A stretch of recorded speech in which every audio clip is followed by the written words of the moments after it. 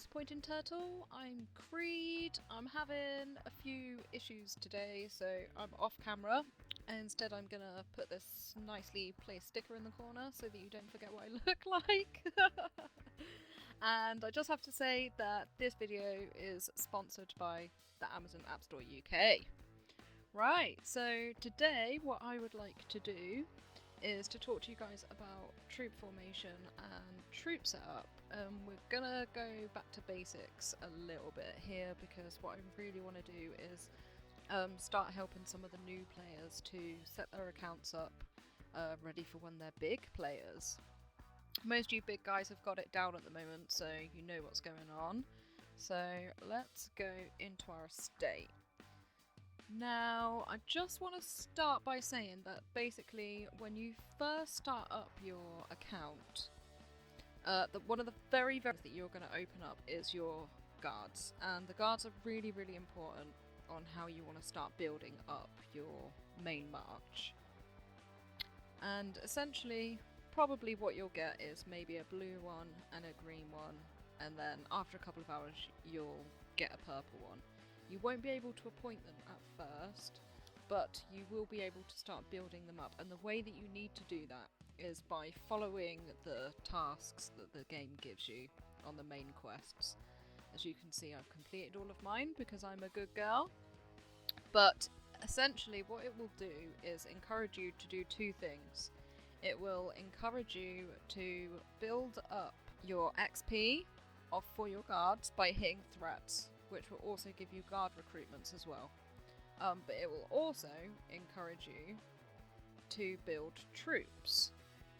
Now, the first couple of guards that you get, you want to take note of what fraction they are. So if you get 2 distance guards, for example, you will want to start working on distance as your main march because that is the one that you're getting a head start on straight away.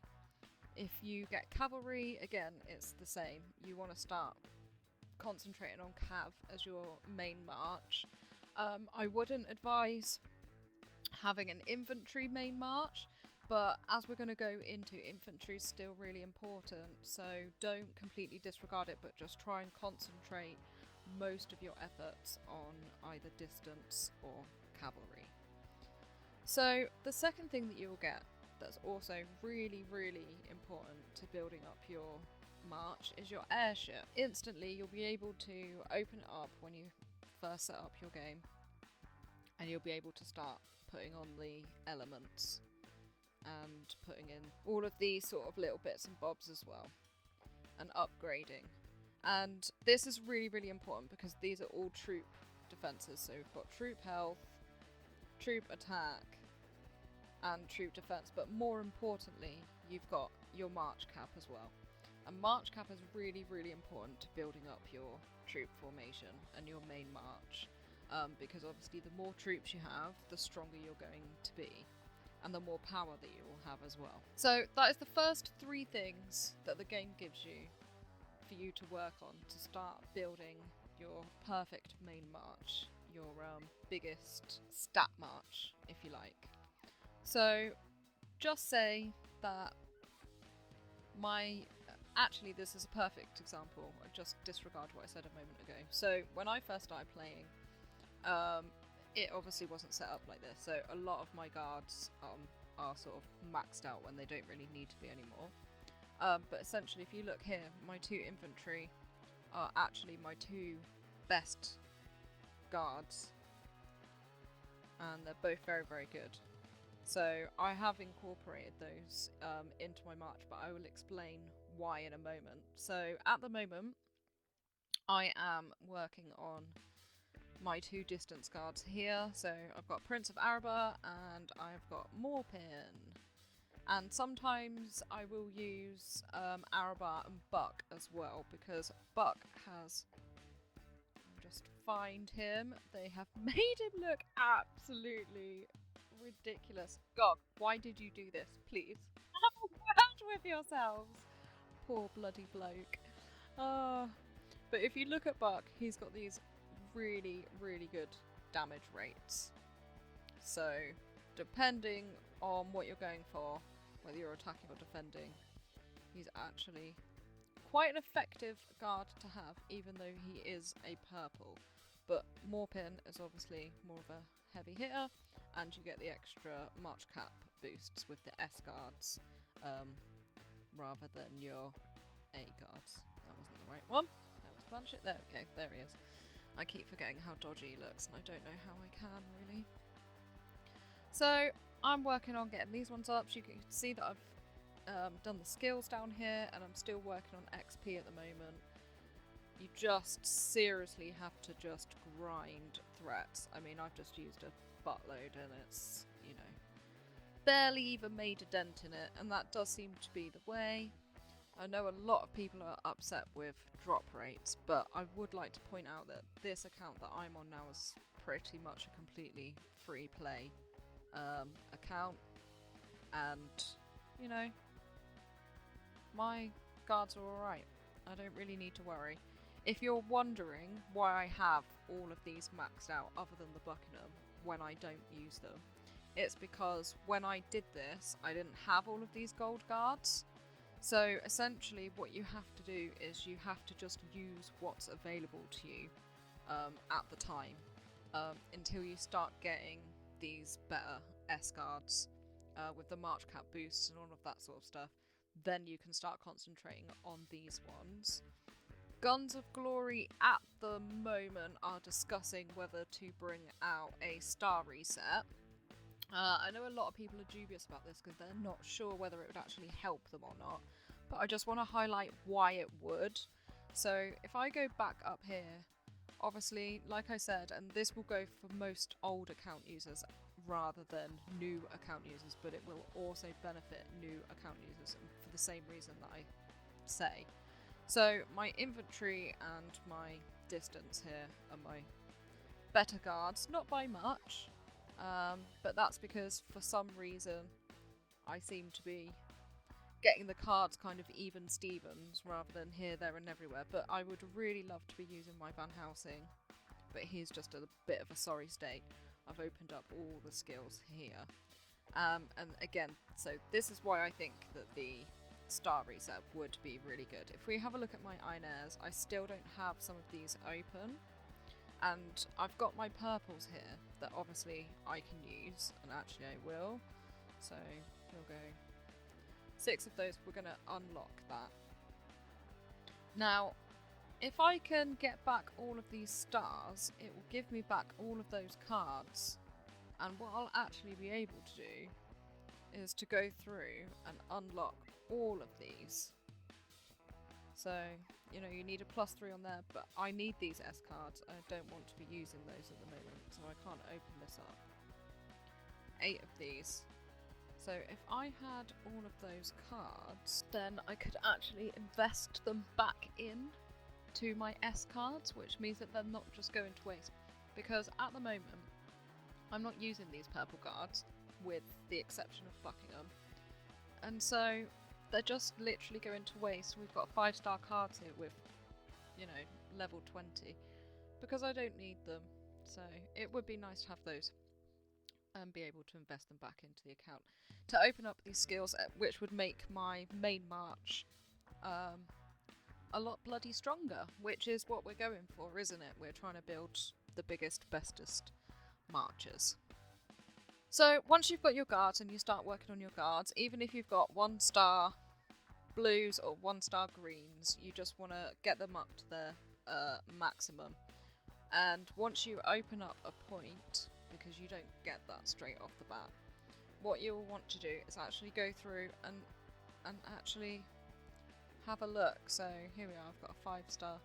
This is a big difference here, but if I was to actually put more XP on Jusuk, these other percentages would go up as well, so you need to keep an eye on these numbers. But yeah, essentially what you would do is go through, appoint the guards with the skills that you require, but also with the decent XP, and if you can get the extra troop march cap by using the S guards, that's a bonus as well, because as we said at the very beginning, march cap's really important. The more troops you've got, the more likely you are to win. If you've got more troops than your opponent, you're going to do more damage. They're going to be able to kill less, technically, depending on stats. Right, so airship and guards, first two things to drop, and then obviously you will start building on your troops. So at the beginning, I would just do what it tells you to do and actually just build up the troops that it suggests to you. Because if you do that beginning quest how it's supposed to be done, you can actually go to a C25 in about 8 days just by playing the quests, and that's completely free play. That's using the speed ups and the resources that you gain from doing the little quest at the beginning that you follow. And if you don't want to read all of the new storyline that they've put in, there isn't a skip button, but if you push down on the dialogue, it will speed it up for you. It will just appear on the screen rather than typo talking. Okay, so we're going to assume now at this point that we've been working on our, I don't know, let's say distance guards just for this. Because it's easier for me to show, but if it's your cavalry it's the same thing. But you've also been building up other troops as well, because you still need to hit beasts and you still need to hit wolves. So even though you have a main march and your main march is your focus, you still need to build up those other things as well, just not with as great a detail or as much attention as the other ones. So what you want to do is, once you've actually completed all of the little tasks that the game sets you, is just to start concentrating on building just the top tier of your troops, which is easy enough to do. Now, if you're an older account like me, what you will have is something that looks a little bit like this. Go on to my distance. Okay, so as you can see, I've got quite a few tiers in here. And the reason being is because these 1-tier troop marches are quite recent, and quite simply, I just haven't upgraded them all yet. And I do get a bit bored of doing it, so I just tend to do it as and when. If I just speed up this, I can show you what I mean by upgrading them.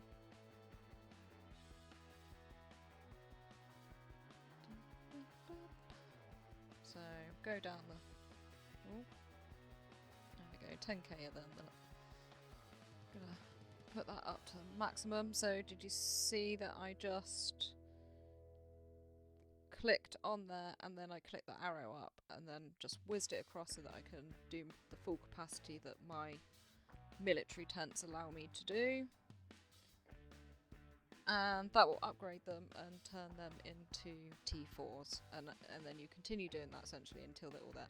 Another thing that you can do is, if we just go into here, go onto train, click on the troops, is you can dismiss them.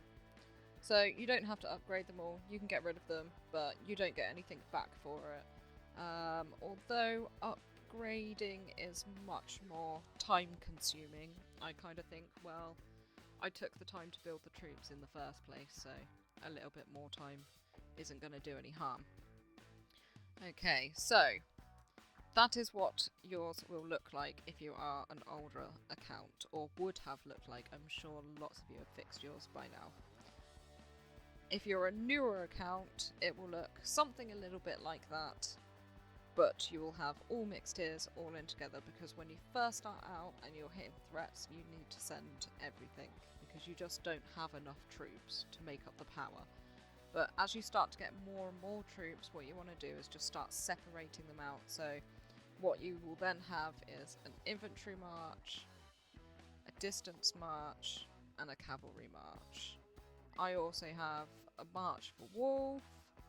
I've got this one's a really tiny march that I use just for Blood Wars. I use that for hitting the Cursed Crypt, because it doesn't use any of my troops, and you can send one and still get the coins. What you're aiming for is something that actually looks a bit like this. So you can see I've got my 2 distance guards here, They're both leveled up. Okay, so what you can see that I've got here, so at the moment, currently, I'm just going to go all the way down so you can see that there's nothing else in there, nothing hidden or anything. But you can see that I've still got 2 tiers here, so I've got tier 11 and T10s. The simple answer for that is that I've not finished training all of my distance troops yet. I still have T10 because I just simply don't have enough tier 11 to fill my entire 400k march. So still working on that at the moment, but what you want is something that will look a little bit like this, or something that actually looks a bit more like this. And you will notice that I've got some infantry in there as well, and I'm going to explain why in a minute. So yeah, basically what you're trying to do is go from this with all of these mixed tiers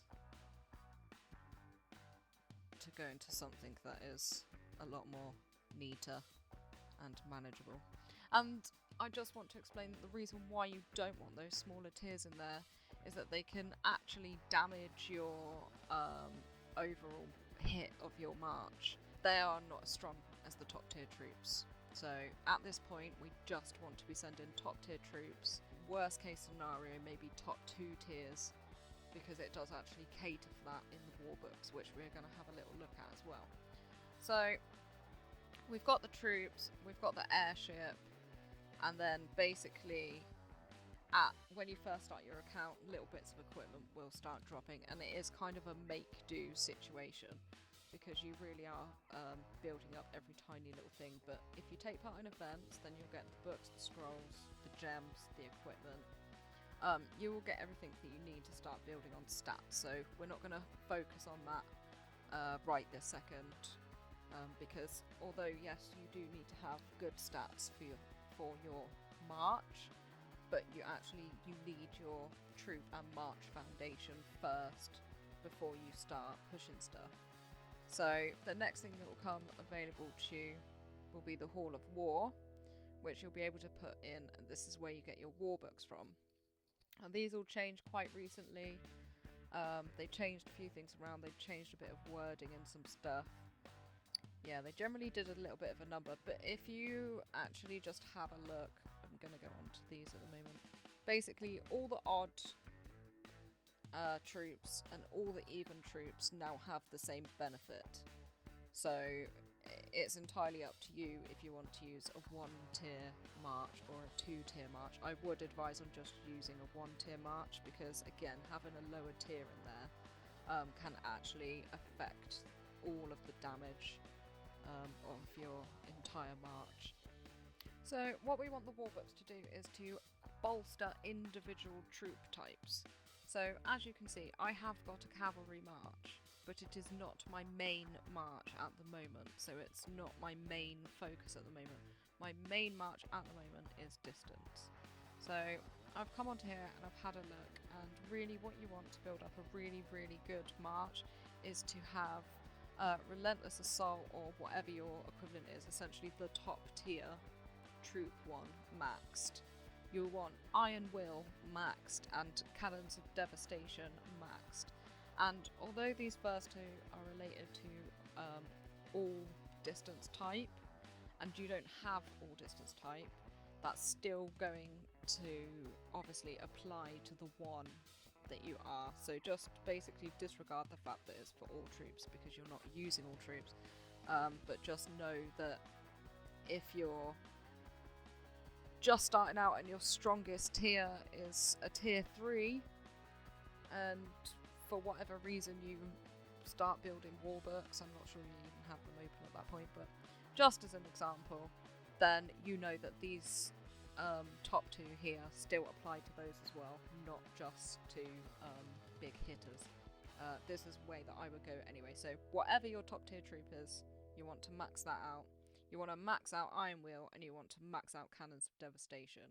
That will give you the ultimate buffs and defences on your distance troops. Okay? Then, interestingly, in cavalry, and by the way, I'm not just talking about distance, if your main one is cavalry, you'll want to do exactly the same on there as well. So it'll be whatever your top one is Steel Resolve, 10 on there, and 10 on Thunderous Charge as well. Okay?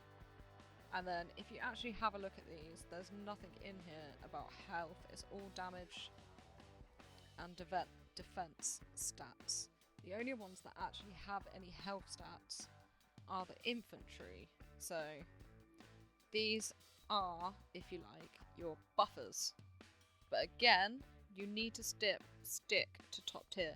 And these are why I have them in my troop formation. So my infantry, and please do not get confused with meat shield, because this is not, it's not like meat shield. It does work on the same principle, but meat shield is out the window now. It really doesn't work. You need to use infantry literally exactly as they are. They're your sacrificial mercenaries, so that's what they need to be. So you can see I've only got a very small amount, but they're my top tier anyway, because I don't have any tier 11s of them yet, because I'm not concentrating on that. But if we go back into the war books, essentially having that little bit of infantry in there saves my distance troops. Not entirely, but the infantry gets hit first, and if they have high health and high damage by boosting these up, so increase total defense by 15% on all of your infantry, and then on these ones as well. So purge your war masters, all of it, increase total health by however much, depending on how many books you've got, it goes up. Okay, so these ones are taking the damage before my distance troops get hit. So I want these ones maximized so that my distance troops can be more effective and that they can do more damage. I don't need to worry about the infantry troops. It's only a very small amount, so it doesn't matter that they might get sacrificed first. You're literally just peppering your march with those. I find if you are going into a tower or something like that, do not use that march. That march is effective for hitting castles or having your castle hit. It is not effective in KVK. And the reason being is this: the infantry troops get hit above all others. In order to make that effective, you would have to basically have every single person in that tower with the same ratio of distance to infantry. I'm not saying that that is impossible. It completely is possible, but you would have to be so organised to be able to pull that off, because otherwise what would happen is whatever the incoming march is, it would just eat straight through. If somebody put too many infantry in there and there wasn't enough distance, for example, it would just absolutely eat through that march. I'm still experimenting with exactly how many infantry I need, and I've been doing that during UAC because obviously there's no troop loss. I tend to just agitate people a little bit with scouts and stuff until they come and hit my castle and try and get it that way. And pop up behind a couple of people and hit them as well. And yeah, I'm just keeping a little log at the moment of how that is hitting. Right, so back to the troop formation anyway. So you're now starting to set up your war books, you're still working on your airship, you're still working on your guards, and you're still building troops. These are three things that you never want to stop building or working on until you just feasibly can't anymore. And that will never happen with troops. But then you want to start looking at your stats. So whilst you've been building these three up and getting to the point where you can unlock the Hall of War, you will have been collecting equipment, coat of arms, all of those sort of things. You probably would have unlocked spirit mines, so you'll be collecting materials that you need in order to upgrade other stuff. And during that time, whilst you've been putting on your equipment, you've been building up some stats. So what you're going to want to do is you're going to want to have a look at your stats. There's three ways that you can do this. So you can, this is not the most effective way, but if you come in here, no, wrong one, sorry, tell a lie. Every bloody time I hit that cross. Right, if you come in here, press the information button and scroll down, it will give you your basic stats. That's minus airship, I think, actually. So you can get a kind of idea here, or you can hit another castle. We have one in ours that we just call Pool Boy. We all hit it. I might have a little report from yesterday. So I was having a look. See what my stats were, ready for the event, seeing what I need to build up. Come on. These pages are so slow at the moment. So, benefit details. Okay, so what we want to do is, so you always want to work on these 3 top ones here. So, troop attack, troop defense, and troop health. If truth be told, mine are a little low for a C36. Mine could probably do with being a little bit higher. They will be by the end of the event, but they should be around 3.54k. They're not. So you can see that my infantry is considerably lower than all the rest of my other stats, and you can see that my distance is higher. So because my distance is my main march, that is where I am putting all of my stats at the moment. There's not much difference in mine at the moment, particularly, only because it is an old account. If I showed you my 592 account, there is a large difference, but this is something that I've more been working on recently rather than it being something that I've done all the way through my account. If it's something that I've done all the way through my account, these stats would be massively different. I have been tempted to go in and dismantle things and rebuild them in other places, but that's something that I'm going to look at. I should be doing that, really. But essentially what you're looking at is having your main march stats a lot higher than the other troops. And then once you've got your first march completely where you need it to be and where you want it to be, you can then start working on your next one. So for me that will be cavalry.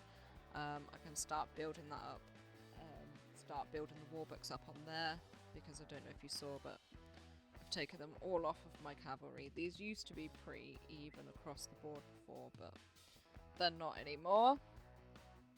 Not since the change of 2020.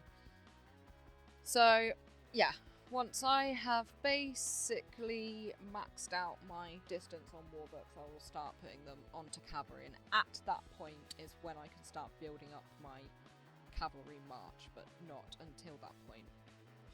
And the reason basically why you want these maxed out is because, like I said before, the higher it is, the higher these percentages go up, which is only going to bolster the main troop that you're using.